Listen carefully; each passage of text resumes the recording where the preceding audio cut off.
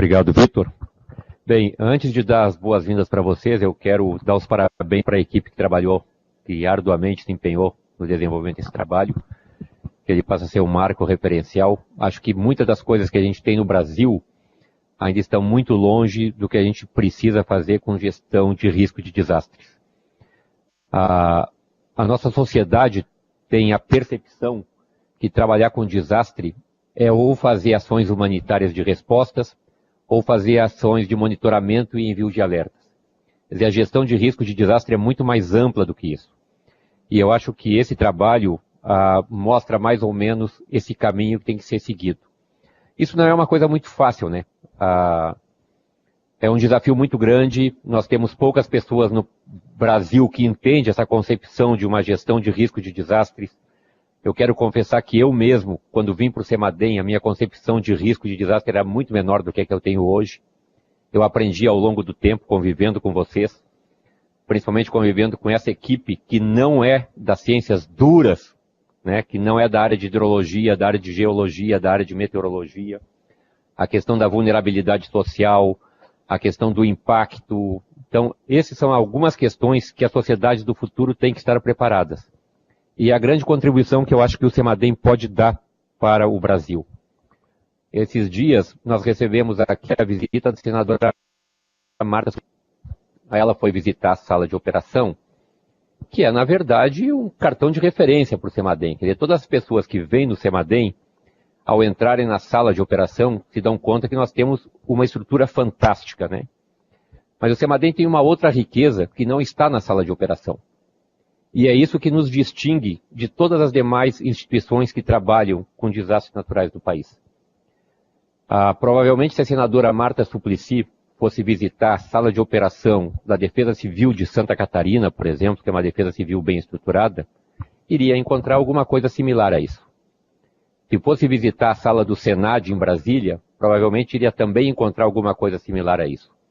Uma série de monitores com gráficos, mapas, pessoas acompanhando e pessoas prontas para disparar o alerta.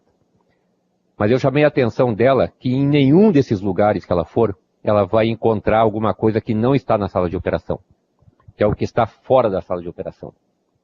Quer dizer, a riqueza que nós temos, e aqui é uma riqueza a sala de operação, mas essa riqueza a gente pode compartilhar com muitas outras instituições. Mas o que está fora da sala de operação, eu tenho certeza que ninguém possui. E essa é a riqueza que esse trabalho vem mostrar. Então, parabéns para vocês, pessoal. E tudo que a gente puder fazer como gestor público, nesse sentido, tem que ser incentivado. Muito obrigado.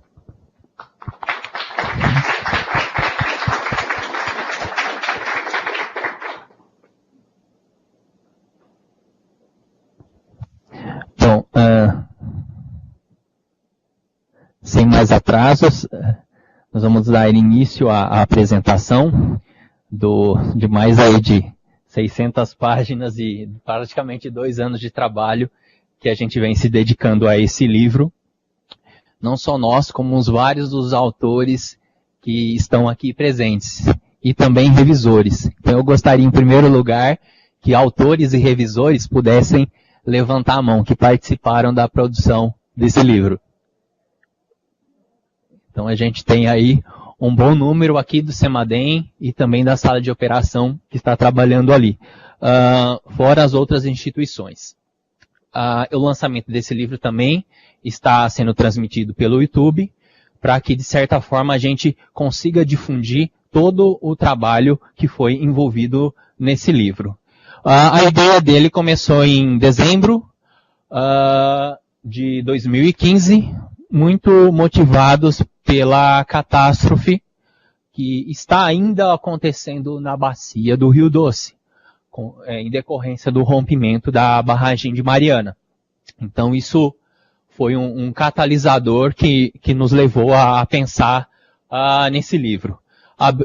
Realizamos uma chamada pública em janeiro de 2016, junto a universidades e rede de pesquisadores em riscos e desastres, para recebermos propostas. Recebemos cerca de 40 resumos nesse tema, criamos uma banca para avaliar esses resumos, e após essa primeira avaliação as pessoas Os autoras submeteram propostas de capítulos que foram avaliados por 2 pareceristas, então é um longo prazo de trabalho aí de pareceres e revisão de capítulos que decorreu aí de outubro de 2016 até maio de 2017.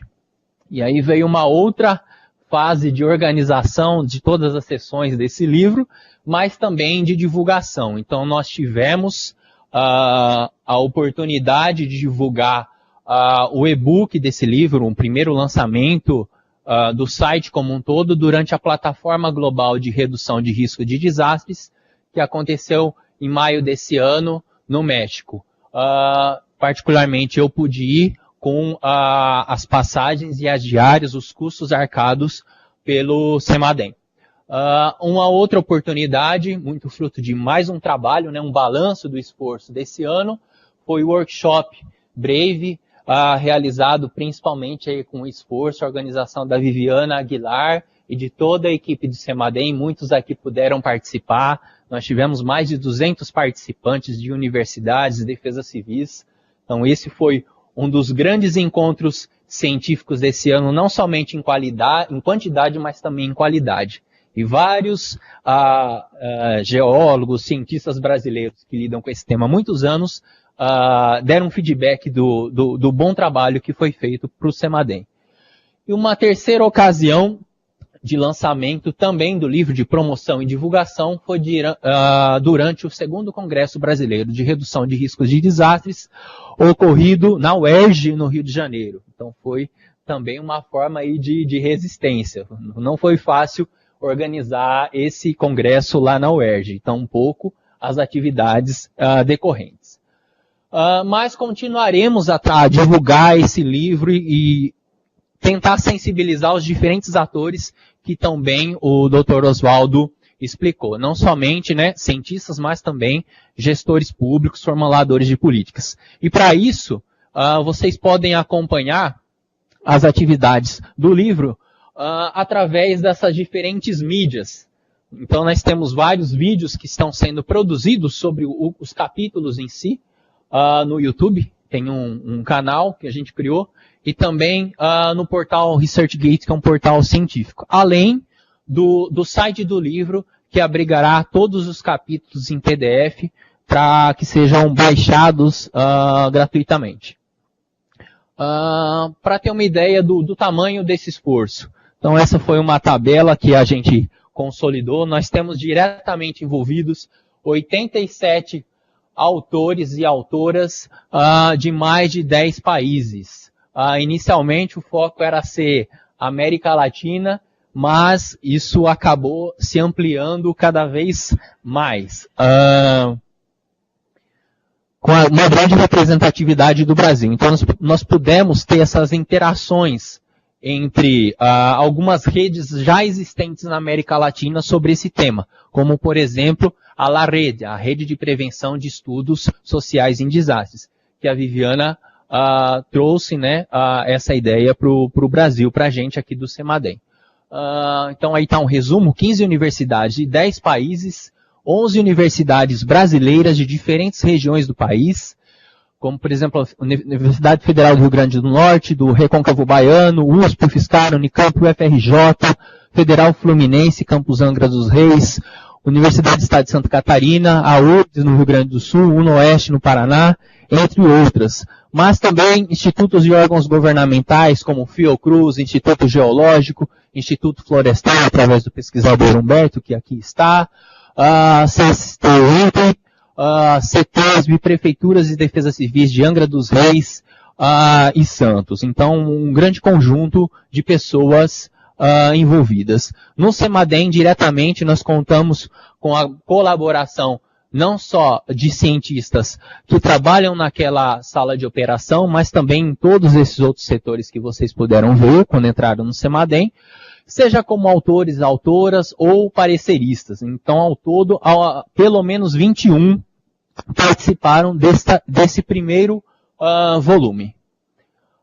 E a grande questão que nos levou a discutir, né, em primeiro lugar, o que é vulnerabilidade. Então a gente percebe que até mesmo aqui no CEMADEM, ao longo da nossa formação desses 3 anos nos novos servidores, nós vemos debatendo o que é vulnerabilidade. Eu gosto muito das atividades participativas, eu gostaria de saber se alguém gostaria de definir o que entende por vulnerabilidade em uma palavra. Andréia? Não? Eu ouvi a Andréia falar em fragilidade. Uma palavra. Então, vulnerabilidade, a gente pode pensar aí, né, como a ideia de uma fragilidade. Mas é óbvio que existem diferentes conceitos e discussões na literatura.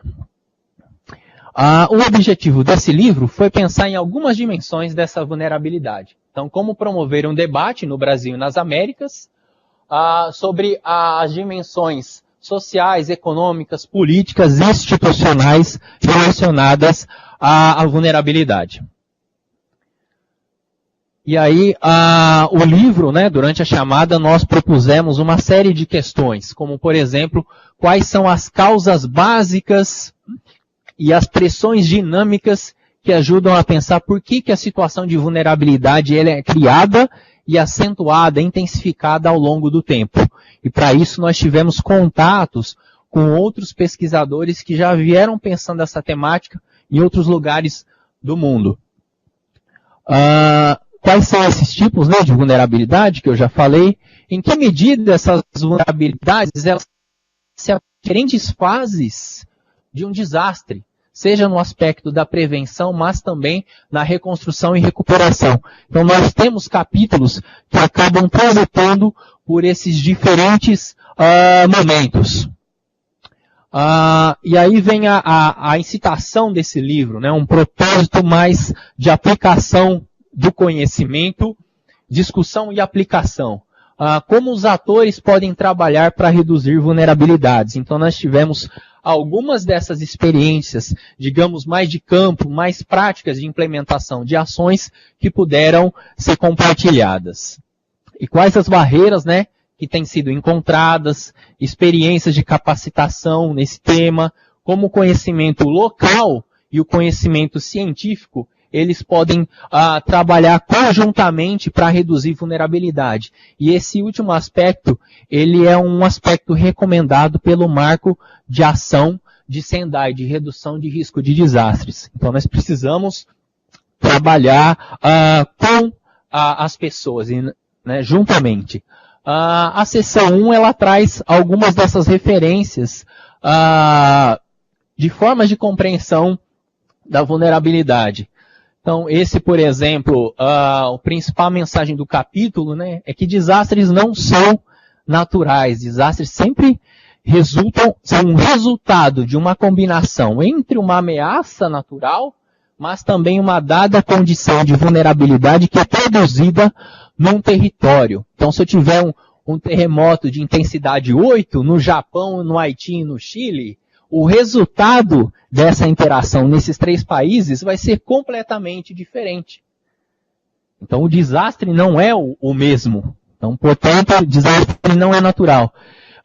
E nós temos aí cerca de 40 anos de pesquisas, né, principalmente internacionais, que já vêm, artigos publicados inclusive na Science, que mostram por que desastres não são naturais.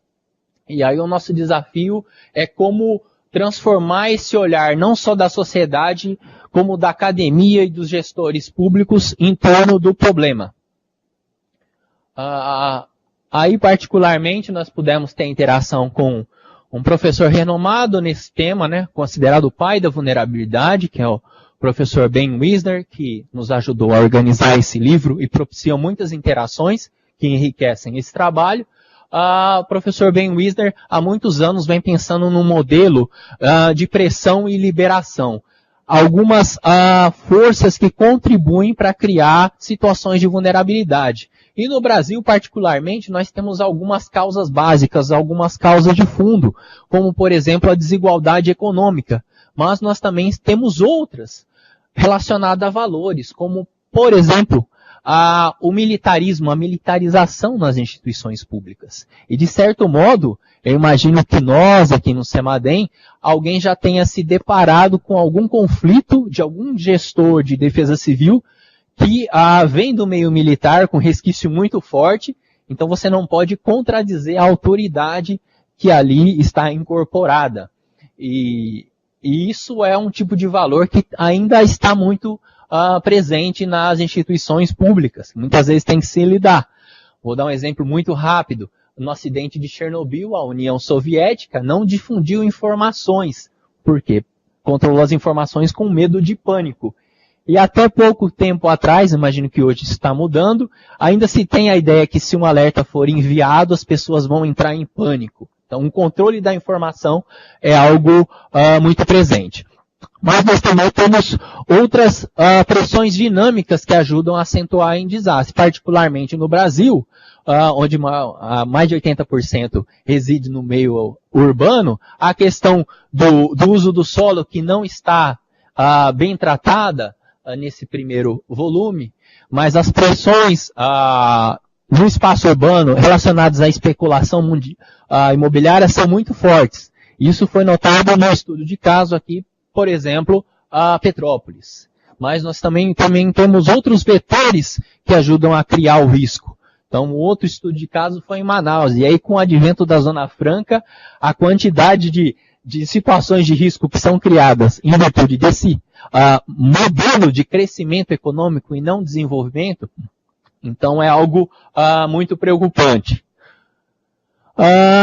O segundo capítulo, graças a Deus em português, eu espero que vocês possam ler, é do professor Antônio Alvarenga, também um senhor de 70 anos, que começou a estudar o tema em 1970 num grande terremoto que aconteceu no Peru, e mais de 30 mil pessoas morreram.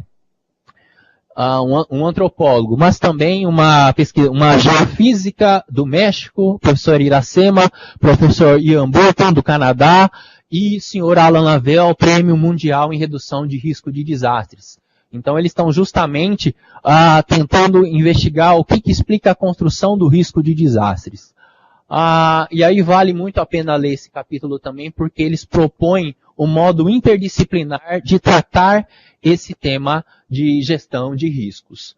Temos também a contribuição do Brasil, do professor Norma Valêncio, compreendendo, numa abordagem bem crítica, compreendendo a vulnerabilidade como expressão de opressão social. Temos algo que vocês já puderam interagir no workshop Brave, que é o capítulo do senhor Alonso Brenes, que é o conceito de seca, pensando no marco de gestão de risco. Então, isso também é uma inovação que eu imagino que no futuro vários estudos possam ser desenvolvidos. Olá. Bom, eu gostaria de falar muito brevemente sobre o capítulo 5, do qual eu tive a participação, e versa então sobre uma avaliação da gestão de riscos no Brasil e os resultados que foram comparados na América Latina e Caribe. Esse trabalho foi coordenado pelo professor Omar Cardona, que é um especialista da Universidade Nacional de Bogotá, na Colômbia. E ele, então, coordenou esse trabalho que não foi somente na questão da avaliação do Brasil, mas de todos esses países que estão aqui citados nesse gráfico. Chama atenção para a gente, claro, a questão especialmente do Brasil. Foi feita uma avaliação dos anos 95, 2000, 2005, 2010 e 2013.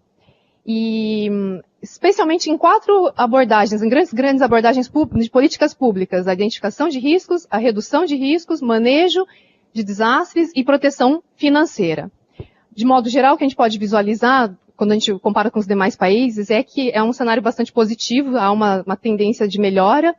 E no Brasil, esse também acabou se fazendo presente nesses anos de análise, e que foi feita a partir de uma consulta aos especialistas brasileiros, representantes da Agência Nacional de Águas, da Universidade Federal do ABC, Ministério das Cidades, Universidade Federal de Santa Catarina, que fizeram a avaliação, então, especialmente dessas 4 políticas que mencionei agora. E convido todos, então, a ler o capítulo desse livro, que está bastante elucidativo sobre a gestão de riscos no Brasil. Temos também outros temas e regiões aqui na América Latina que foram objeto de estudo. Por exemplo, do professor Fernando Briones, atualmente no Colorado, que fez uma pesquisa de como a América Central, os países da América Central, têm lidado com o fenômeno do El Niño e quão preparados estão ou não os serviços hidrometeorológicos. Então aí se refere mais a um aspecto de vulnerabilidade das instituições em estar preparadas para lidar com essas previsões. Tivemos também a participação de um outro caso, de uma experiência de mitigação de risco em Cali, na Colômbia, mitigação principalmente em relação a processos de inundação e como Cali tem se preparado para lidar com isso. Mas no assunto de reconstrução e recuperação no pós-impacto, na continuidade do desastre, tivemos uma experiência compartilhada do México, do Hugo Rodrigues, que fala de como a vulnerabilidade também pode ser criada no pós-impacto e com isso acentuar o desastre. Por fim, nessa primeira sessão, tivemos uma discussão bem interessante, fruto de um estágio de uma pesquisadora mexicana aqui no CEMADEM, interessada a pesquisar a questão de desastres e direitos, uma doutoranda, desastres e direitos. Então essa é uma dimensão que tem chegado ao Brasil, nós temos algumas publicações sobre direitos dos desastres, e de algum modo essa dimensão jurídica cada vez mais tem adentrado na questão de gestão de risco, inclusive imagino que não tão distante isso vá ter efeitos nas nossas próprias atividades no CEMADEM. Contextos históricos e geográficos. Vou passar rapidamente por conta do tempo também. Nós tivemos uma outra contribuição da equipe do professor Omar Cardona, que trabalha há muitos anos com esse tema de gestão de risco, junto com essa equipe da Colômbia. E temos a satisfação de ter pesquisadores aqui que vieram da Colômbia para acrescentar na nossa experiência no CEMADEM, que ele faz essa comparação do índice de déficit de desastres e perdas por desastre nos países e qual a capacidade financeira dos países arcarem com essas perdas. Tivemos um outro trabalho envolvendo cientistas que trabalham no setor da pesquisa e também na ciência mais aplicada ali na operação, com o envolvimento de Tiago, que está aqui presente, com também a Elisa, o Rodrigo, a Kátia, que está nesse momento trabalhando na sala. Nós fizemos um levantamento de como o sistema, né, de alerta está estruturado no Brasil. O CEMADEM é um centro nacional que está dentro desse sistema. Mas nós, nos últimos anos, temos tido aparecimento das salas estaduais e também municipais. Mas ainda falta uma certa coordenação, e aí, quem sabe, no futuro próximo, o CEMADEM pode assumir essa coordenação de como criar um sistema nacional de alerta, tendo oficinas de capacitação, mas também direcionamentos de como o sistema deve ou pode se organizar.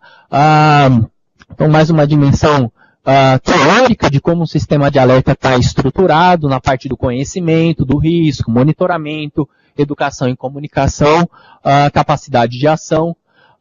Fizemos um levantamento dos sistemas de monitoramento hidrológico, que são diferentes do monitoramento do risco. O risco sempre envolve vulnerabilidade e um impacto associado. Não é só monitorar o nível do rio, mas também que efeitos aquilo pode gerar em termos de perdas potenciais.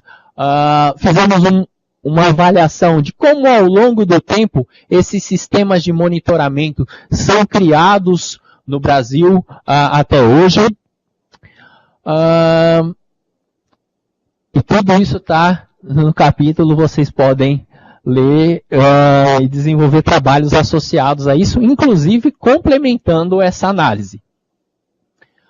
Destaco que, ao final, nós temos uma parte de recomendações para políticas públicas, Muitas foram em decorrência do primeiro Seminário Nacional de Avaliação de Alertas, que o CEMADEM, felizmente, os gestores foram sensibilizados e puderam fazer com que o centro se movimentasse em torno de organizar esse grande evento aqui ao lado no Parque Tecnológico, sem nenhum custo operacional para o próprio parque, mas muito trabalho envolvido. E aí com mais de 300 defesas civis e outros atores envolvidos nesse evento, com cerca de 20 estados brasileiros participando. E aí foram geradas uma série de recomendações para aperfeiçoamento do sistema. Então, nós temos muitas ações sendo realizadas.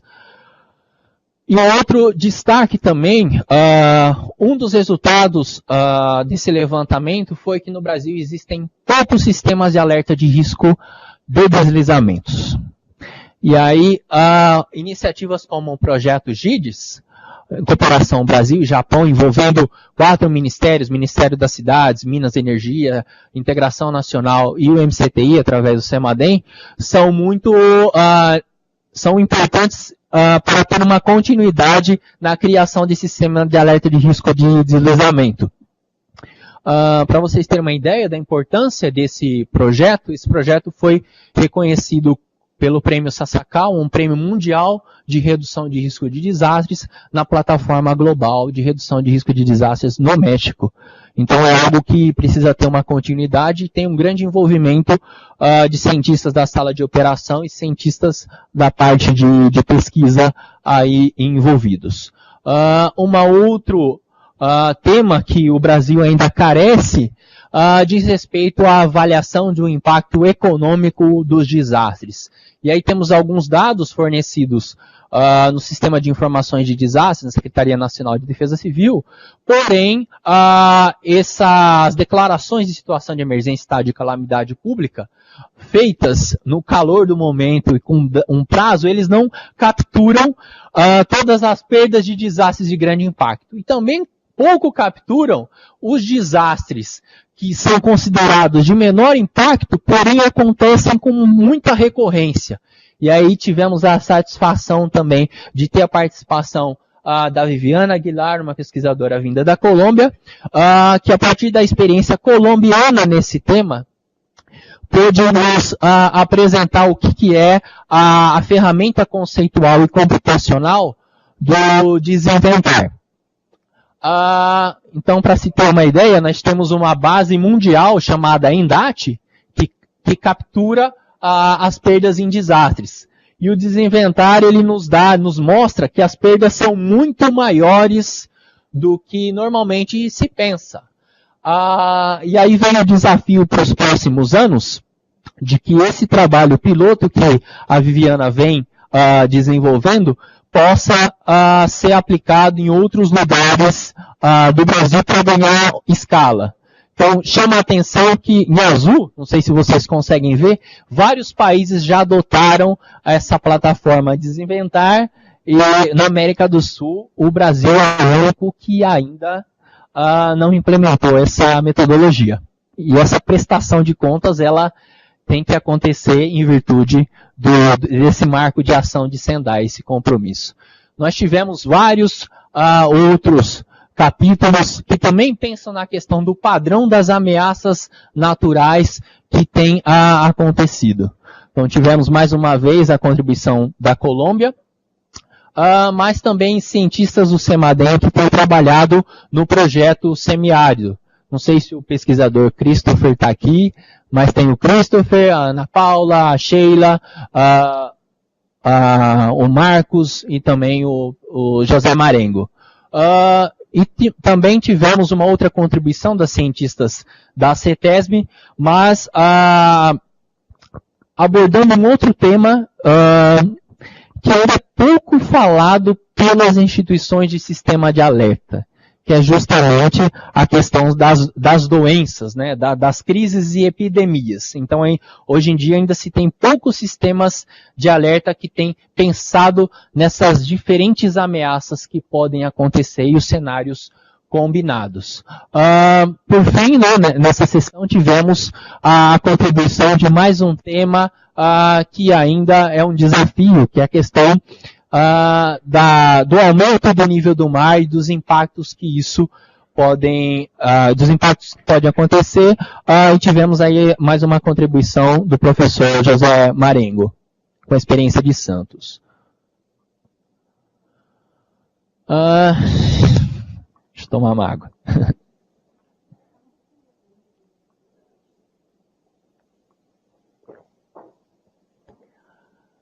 Quando temos essa difícil tarefa de pensar em vulnerabilidade, nós temos abordagens quantitativas e qualitativas para se pensar em vulnerabilidade. E aí esse livro, ele traz algumas dessas abordagens que muitas vezes os métodos são diferentes. Mas, de algum modo, nós temos que trabalhar aí para que esses métodos cada vez mais possam conversar, pensando em como os gestores públicos estão se apropriando dessa informação para gerar as ações. Tivemos o compartilhamento desse índice de vulnerabilidade, pensando os países da América Latina. Então, depois do livro vocês podem analisar mais detalhadamente para ver como que o Brasil está situado na América Latina em relação à vulnerabilidade.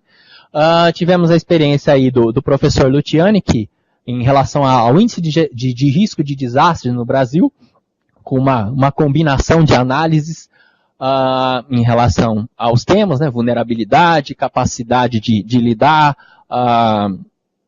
com as ameaças, suscetibilidade, enfim. E também a contribuição de uma pesquisadora brasileira que está nos Estados Unidos, com uma metodologia que é reconhecida mundialmente, que é o Social Vulnerability Index. Então é uma pesquisadora, Susan Cutter, uma geógrafa americana, que já tem aplicado essa metodologia para vários países. À medida que você tem uma metodologia como essa, que é padrão, você pode ter uma comparação entre os países. Mas também tivemos a identificação qualitativa dessas dimensões de vulnerabilidade, particularmente os pesquisadores da Fiocruz, a Vânia Rocha, o Sr. Carlos Machado Freitas, puderam pensar nessas dimensões de vulnerabilidade no Morro do Rio de Janeiro. E aí a complexidade do tema ela é bem preocupante.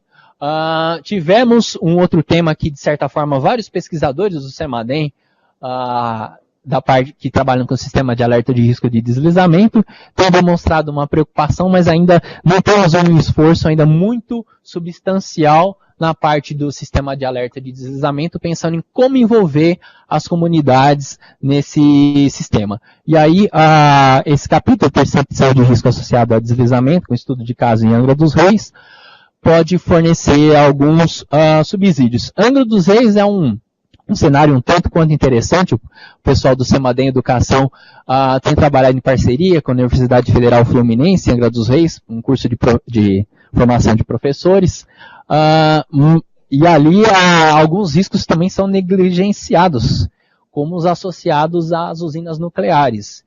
Então, né, vamos bater na madeira, mas se eventualmente nós tivermos alguma ameaça que possa atingir a usina nuclear, eu não sei o quanto preparados as defesas civis e os gestores públicos estão para um risco como esse. E mais uma vez, no cenário de reconstrução e recuperação, nós tivemos não só a experiência do México, mas uma experiência brasileira analisando a reconstrução da catástrofe de 2011 na região serrana, que ainda se perpetua em muitas cidades.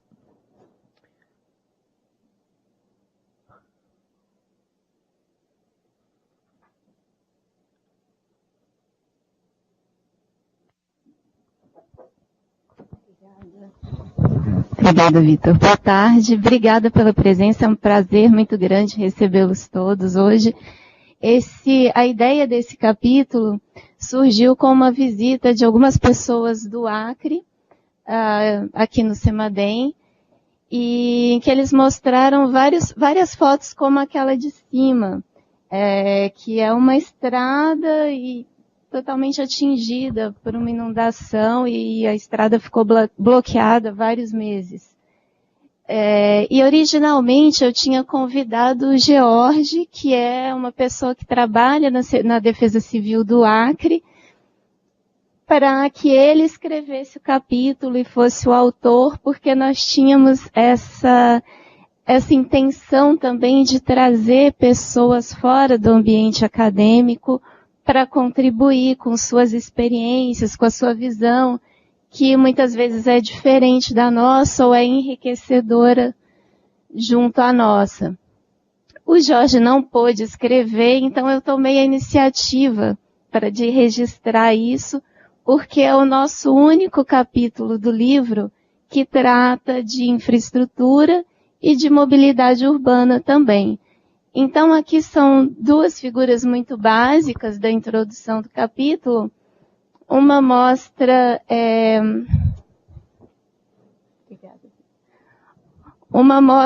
a diferença das escalas de espaço e tempo. Então, por exemplo, em um trecho de rua urbana, ou um quarteirão de uma cidade, pode acontecer inundação, alagamento, enxurrada, que vai durar algumas horas.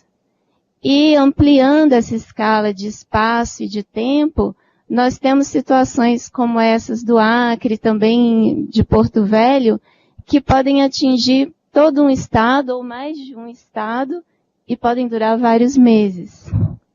Explorando a situação, um estudo de caso para São José dos Campos, nós usamos uma pesquisa origem-destino que mostra o fluxo de pessoas ao longo do dia, de 0 horas, né, até acabar o dia, o fluxo de pessoas em diferentes zonas de tráfego da cidade. E então nós analisamos as zonas de tráfego pelas quais passa o Ribeirão Lava-Pés, que teria chance de acontecer problemas de trânsito, com uma chuva mais intensa, e relacionando isso com os momentos em que mais pessoas transitam por aquela região. Então, a gente teria os períodos mais críticos aqui para monitoramento. A ideia, tem vários outros exemplos no capítulo. O pesquisador Leonardo Santos desenvolve a parte mais matemática relacionada a esse estudo, desenvolve índices, estudos de grafos, e eu analiso nesse capítulo principalmente a parte mais socioambiental da questão. Uma outra coisa que eu queria dizer, já saindo do capítulo, é que eu fiz muita questão de que a gente pudesse oferecer uma versão gratuita do livro para todas as pessoas que quisessem ler e que a questão financeira não fosse um impedimento para isso. Para oferecer versão impressa é mais complicado, porque existe um custo de gráfica, mas nós conseguimos oferecer o e-book para as pessoas que não se importam de ler online, de ler na tela. Então, nós temos o e-book completo do livro, de todos os capítulos, nos endereços que nós já passamos. Nós vamos colocar também no link hoje do vídeo do YouTube. E convido vocês, então, a acessarem também as versões eletrônicas gratuitas, tanto dos capítulos que forem de interesse ou o livro completo também. Obrigada. A questão de mobilidade é um desafio. Se nós pegarmos a questão do Acre, o CEMADEM tem um acordo de cooperação com o Acre, nós tivemos uma situação de inundação de 32 dias de situação de transbordamento, e isso tem atingido áreas de fronteiras. Então essa é uma dimensão que também preocupa o Ministério das Relações Exteriores, né, as ações de assistência humanitária. Bom, a seção 4, para terminar também, diz respeito a esses esforços sustentados, né, em direção à redução de vulnerabilidade a desastres. E eu vou pegar esse primeiro exemplo, que é um capítulo que a gente recebeu da equipe que trabalha com o Semadem Educação e que tem aí começado esse esforço com muito louvor de replicar, envolver a sociedade junto ao Semadem, para que o Semadem não seja somente um centro, né, que monitore e emite alerta e acaba a sua responsabilidade. Então, como envolver as pessoas no sistema de alerta.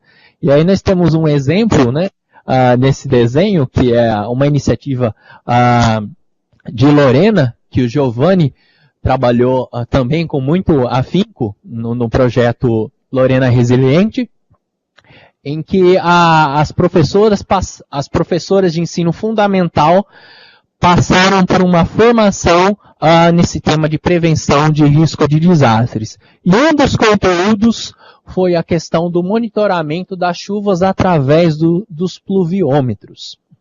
E aí os vários estudantes criaram cartilhas para divulgar o que é o pluviômetro na escola.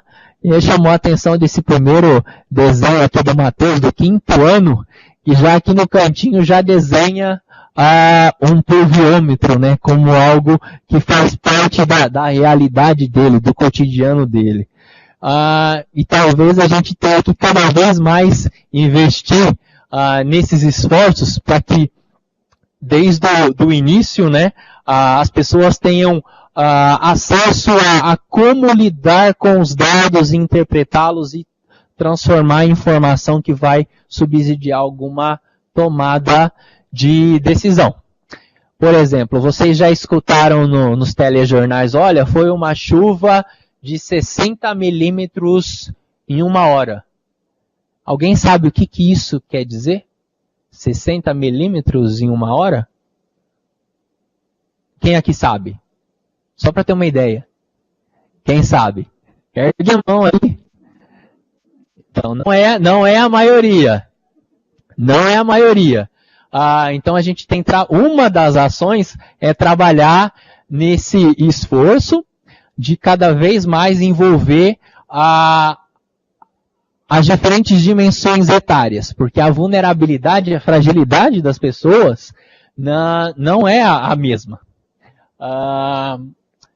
E aí Raquel e Débora e também toda a equipe tem trabalhado em divulgar como tornar uma escola como um Semadem microlocal. E cada vez mais universidades têm se juntado a esse esforço. O mais recente foi na Semana agora Nacional de Ciência e Tecnologia. Nós tivemos a participação da Unesp e da professora Luana na formulação de uma cartilha para divulgar a equação do risco. Então nós trabalhamos com matemática e o tema de prevenção de risco de desastres. E essas dimensões lúdicas, através de uma história em quadrinhos que vocês podem ler, né, e se inteirar, elas são muito importantes para manter os esforços de redução de vulnerabilidade num longo prazo. Não sei quem aqui na escola teve alguma formação sobre esse assunto. Acredito que ninguém. Temos outras experiências, como a que eu já mencionei anteriormente, do curso de formação de professores, da Federal Fluminense, no campus de Angra dos Reis. Uma outra experiência relacionada à gestão participativa de riscos, a Política Nacional de Proteção e Defesa Civil prevê a participação das pessoas, da sociedade civil, nós, na formulação da política, mas ela não discute os mecanismos de fazer essa participação. E aí tivemos a experiência da Débora e do Humberto, que aqui estão, e também de um pesquisador do Instituto Geológico, que trabalharam com a questão da cartografia social numa bacia hidrográfica ali em Ubatuba, como envolver as pessoas nas políticas de proteção e defesa civil. Tivemos também uma outra experiência da Federal do Rio Grande do Sul, também de um outro grupo de estudos no tema, de uma tecnologia social com diferentes metodologias participativas para envolver as pessoas nesse tema. E por fim, uma discussão um pouco mais, assim, digamos, filosófica e organizacional de como os pesquisadores nesse tema no Brasil estão se estruturando. Então, há um grande esforço por constituir uma rede brasileira de pesquisa em riscos e em desastres. No 2º Congresso Brasileiro de Redução de Riscos e Desastres, no Rio de Janeiro, houve a criação, a partir de uma criação consensuada de vários pesquisadores, de várias instituições, um pouco mais, uma voz mais polifônica e não uma associação que tem um dono. Então foi criada uma associação brasileira de pesquisa e inovação em redução de risco de desastres, que nos próximos anos aí vai divulgar um pouco o seu trabalho. Bom, enfim, para terminar, nós gostaríamos muito de agradecer todas as pessoas, os revisores, que tornaram possível, né, que esse livro ele também pudesse ser concluído. Em especial no CEMADEM, nem todos estão aqui, mas nós gostaríamos de agradecer o pesquisador Conrado Rudolph, o Marcelo Zeri, o Márcio Roberto Magalhães, o Marcos Pellegrini e muitos outros, mas também muitos professores de universidades que puderam participar dos pareceres. Nós convidamos também que vocês acompanhem as novidades do e-book e do volume 2, da chamada 2 do livro, através desse site que nós criamos, né, Prevention Roots, e também através dos canais do YouTube e do ResearchGate. Então, através do YouTube, vocês podem ter acesso a diferentes vídeos que foram produzidos por alguns dos autores dos livros. Eu não vou clicar aqui, senão o Christopher. Mas além do canal do YouTube, nós temos também no portal científico ResearchGate o livro como um todo e os capítulos que estão aí associados. E isso é algo novo para a gente, mas tem gerado um certo impacto na disseminação desses resultados e na continuidade de formação de rede de colaborações entre diferentes pesquisadores ao redor do mundo. E parece meio loucura isso, mas nós já temos aí, até o momento, né, 78 seguidores do projeto e cerca de 50 já são de diferentes regiões do mundo. Então, o potencial de disseminação do trabalho que você tem hoje, de forma ainda gratuita é muito grande. E aí a gente consegue monitorar cientificamente quantas leituras os capítulos estão tendo, quais temas são mais acessíveis. A intenção é que, no futuro, nós possamos promover a interação dos autores dos capítulos junto com a audiência científica em termos de perguntar questões, métodos e outras coisas mais.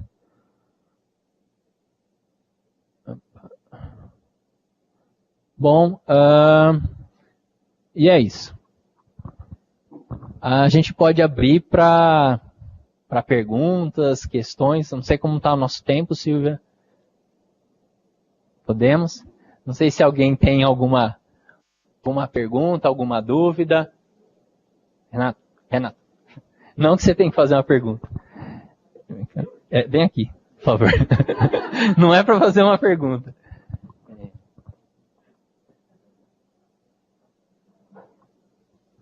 Alguém tem alguma pergunta? Nenhuma dúvida? Por favor, você ao fundo, eu vou levar o microfone para que... Por favor, seu nome. Meu nome é Vânia, eu estou atualmente no Instituto Florestal. Eu discuti muito essa área quando estava no Instituto Geológico, né? A minha dúvida, na realidade, assim, ficou com o seu discurso, a parte que eu peguei, que você comentou sobre a desmilitarização da defesa civil, né? E foi uma matéria bastante discutida na 2ª Conferência Nacional de Defesa Civil. E, assim... Uma boa parte das defesas civis, né, são contrárias à desmilitarização, mas no estado de São Paulo, né, a defesa civil, ela funciona muito bem no comando da da segurança pública, né? Então, assim, é um tema difícil de ser abordado, né, num livro de comunidade científica, né, porque a gente não pode desvalorizar o trabalho que a nossa Defesa Civil do Estado de São Paulo faz, né? Se não fossem os militares, a Defesa Civil de São Paulo já tinha ido por terra há muitos anos, porque toda a estrutura da Defesa Civil foi criada, né, com o apoio da Secretaria de Segurança Pública do Estado de São Paulo, né?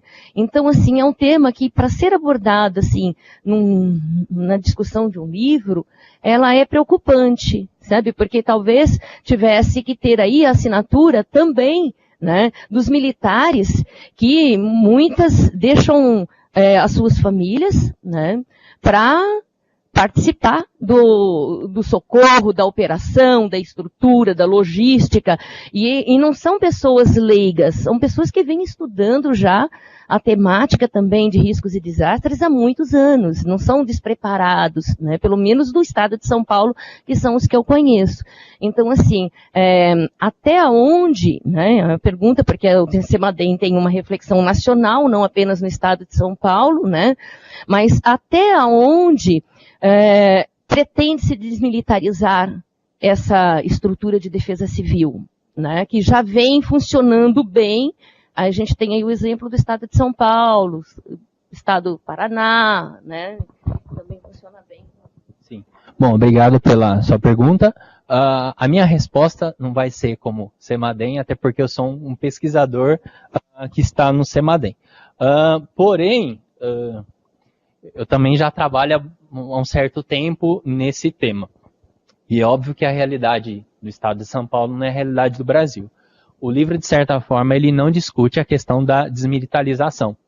Mas nós temos no prefácio, eu acho que seria muito importante ler, que é a opinião do professor Alan Lavelle, que há muitos anos já trabalha com isso, e eles tiveram muita experiência na América Latina. E a grande questão é que, para ele, hoje, discursivamente, a gente fala muito sobre gestão de risco. Mas, em termos práticos, essa gestão de risco ela não ocorre. Continua acontecendo a gestão do desastre e do risco. E aí, na sua fala, quando você ressaltou realmente a capacidade de organização dos militares na ação de resposta, ela é muito grande e realmente na resposta você precisa ser organizado, tem uma série de coisas. Mas algo que muitos, inclusive gestores de defesa civis municipais, têm reclamado e falaram muito na segunda Conferência Nacional de Defesa Civil, diz respeito à precarização do profissional. Não é uma profissão reconhecida ser agente de defesa civil. Então você não tem um concurso público, e aí muitas vezes o sistema ele é vulnerável por conta disso, porque a cada eleição municipal você tem uma troca dessas equipes, muitas vezes o antigo coordenador ou coordenadora levam consigo os dados, então você perde o histórico dos dados, então uma série de coisas. E no meu entendimento, e eu acredito que a Defesa Civil também, acho que particularmente do Estado de São Paulo, Santa Catarina, Rio de Janeiro, são experiências que eu conheço um pouco mais. Já tem trabalhado em como trabalhar a questão de gestão de risco como algo transversal e que diz respeito a diferentes secretarias. Então, assim, de certo modo, é uma forma descentralizada de atribuir responsabilidades aos diferentes atores.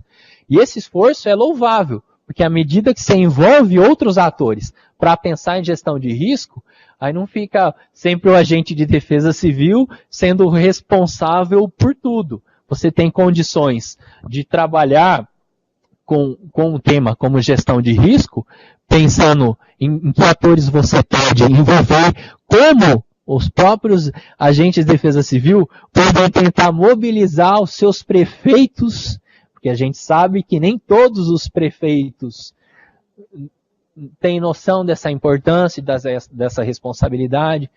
Particularmente, vou compartilhar com vocês. Nós convidamos a Confederação Nacional dos Municípios para participar do workshop Brave, mas não foi enviado nenhum representante. Então nós também sabemos que nem todas as prefeituras municipais possuem defesa civil. E aí quando não possuem, quem é que está respondendo? Então, a meu ver, se você caminha para um reconhecimento da profissão, automaticamente ela passa a ser valorizada. Nem sempre essa profissionalização precisa ser acompanhada de uma desmilitarização, mas assim, você profissionalizou e dá valor àquele agente. Não é porque ele é militar que ele não tem uma abordagem humanística. Pelo contrário, nós temos, por exemplo, lá em Duque de Caxias, o Silva Costa, que trabalha muitos anos com serviço de capelania pós-impacto.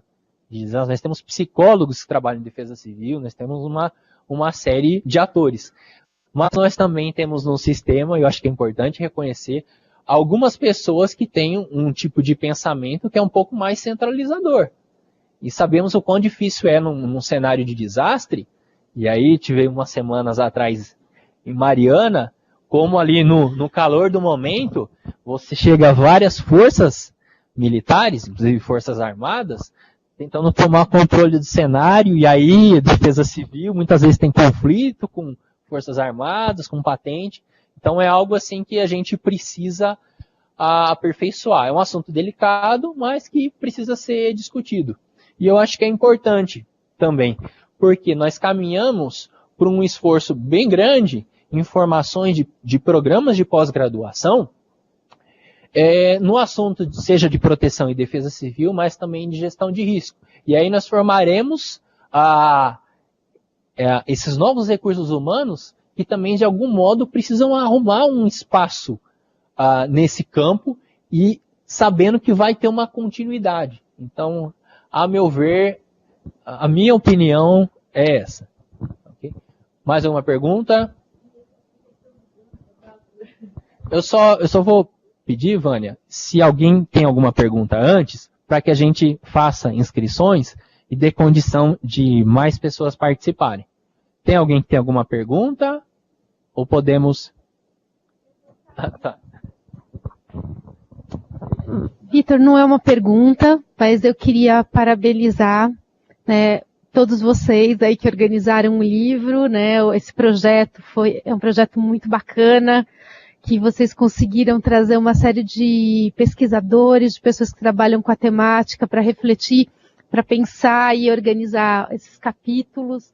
Então, queria também agradecer pela oportunidade da gente, né, ter participado, mas mais que qualquer coisa, por vocês, agradecer pela oportunidade de vocês terem aberto essa possibilidade de tanta gente bacana pesquisando a temática ter participado. E tá aí, parabéns. Obrigado.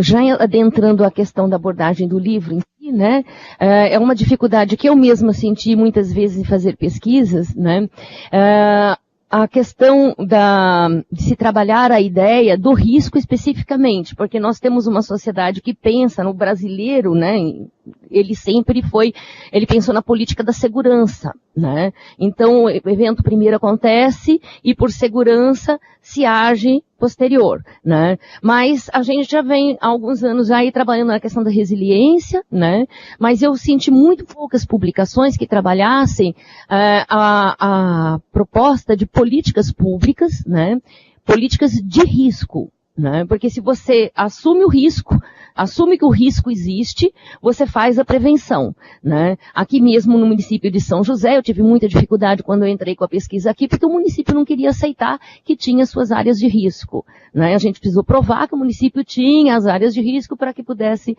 ter fornecido documentação para poder dar sequência no trabalho, né. Então, assim, no livro, eu não li ainda, né, mas eu gostaria de saber se foi abordada essa questão, se as pessoas começaram a trabalhar com mais afinco nesta proposta, né, de política de risco e não apenas política de segurança. Nós temos alguns esforços, né, algumas experiências que têm trabalhado, mas ainda são experiências assim, muito locais. Eu acho que falta, né, uma visão assim, um pouco nacional, uma análise mais nacional do que de como as coisas estão acontecendo.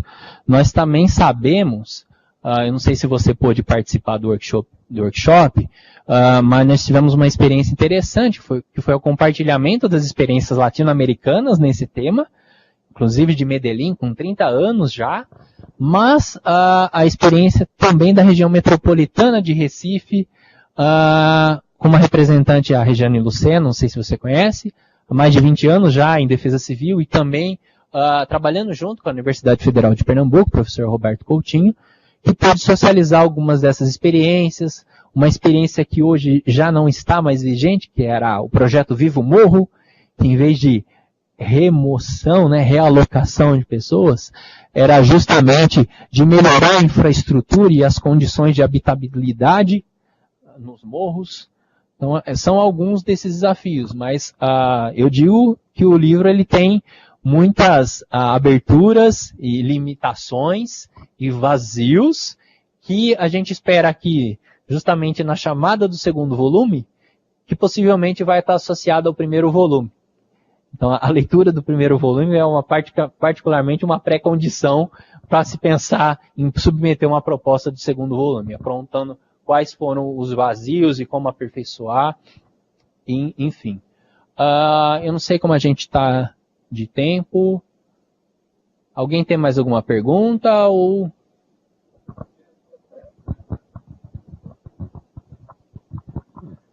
Eu queria agradecer a citação do meu nome e dizer que eu fico feliz de poder ter contribuído de alguma forma com o projeto lá que apareceu aqui, né? Saber que o meu trabalho contribuiu também. Obrigado por ter me citado. E queria parabenizar bastante o trabalho de vocês, porque eu acho que talvez um dos motivos que esse tema não tenha evoluído tanto é que ele é muito multidisciplinar e por isso e interdisciplinar, né? Então, você colocar pessoas para conversarem de áreas diferentes, de lugares diferentes, de culturas diferentes, é um desafio muito grande que vocês toparam encarar, né? Então, eu queria parabenizar essa coragem, essa disposição de vocês de superar esse desafio. Parabéns. Obrigado, Giovanni. Mas eu, assim, ressalto que um evento como esse, a gente tem a satisfação de ter vocês aqui, mas ele também é muito importante para o próprio CEMADEM. Embora a gente esteja num espaço ainda pequeno aqui, muitas vezes a troca de ideias entre os setores, a gente não tem muitos encontros como esse. Então, vou dar um exemplo do trabalho multidisciplinar. Se a gente pegar o capítulo lá do CEMADEM Educação, a gente tem uma antropóloga, uma geógrafa educadora, uma educadora também, uma cientista da computação, que é a Andrea, um outro cientista da computação, que é o Fernando, que está ali atrás, que tem trabalhado na criação de uma plataforma colaborativa com veiculações também de campanhas, com envolvimento de várias defesas civis, não só do Estado de São Paulo, mas outras regiões do Brasil. Nós temos uma outra experiência também, aí multidisciplinar, interdisciplinar, que é do projeto GIDES. Nós temos aqui o Kleifer, que é cientista da computação, que desenvolveu alguns softwares junto com o pessoal da Geociências, e isso também tem dado subsídios. Esqueci de falar da Carol no CEMADEM Educação. Engenharia ambiental? Florestal. Então, assim, para ter uma ideia, né, desse esforço. E a Paty ecóloga. Então, é uma diversidade bem grande, e essa diversidade também agora, né, felizmente, ela tem sido acompanhada de interações com outros centros de pesquisa, com outras universidades e defesas civis. Porque as pessoas não sabem que o CEMADEM, ele tem cientistas que fazem a pesquisa ali na sala de operação e fora dela. E aí a interação, ela não acontece. Então a gente ainda está num trabalho de construir essas parcerias com universidades e defesas civis. E eu digo que os nossos, assim, resultados, eles são muito baixos ainda. Nós temos muitos desafios. E para isso nós precisamos nos unir em torno da área. Porque se nós não nos unirmos em torno da área, a gente pode ter certeza que os investimentos vão cair vertiginosamente. E aí vai acontecer uma outra grande catástrofe para se mobilizar todo o imaginário em torno da importância daquele tema. Isso já vem acontecendo, né? A diminuição do orçamento para essas áreas. Então, acho que é um pouquinho isso. E a gente agradece a participação de vocês. Agora a gente vai dar o início, né, à venda dos livros impressos, para quem tiver interesse, e também ofereceremos um pequeno aí coffee break nessa mesa do fundo. Então eu peço ajuda do pessoal do Semadem para a gente fazer uma operação logística aqui agora, de forma a remover algumas dessas cadeiras que estão com rodinhas para o lado de fora da sala, para facilitar a nossa confraternização. Tá ok? Nós agradecemos a participação de todos e todas.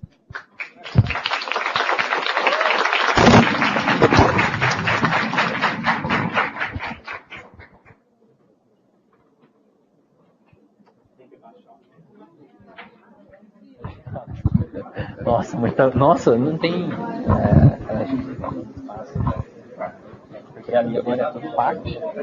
Pensei que eu fui lá atrás de vocês lá no... Não, foi pago.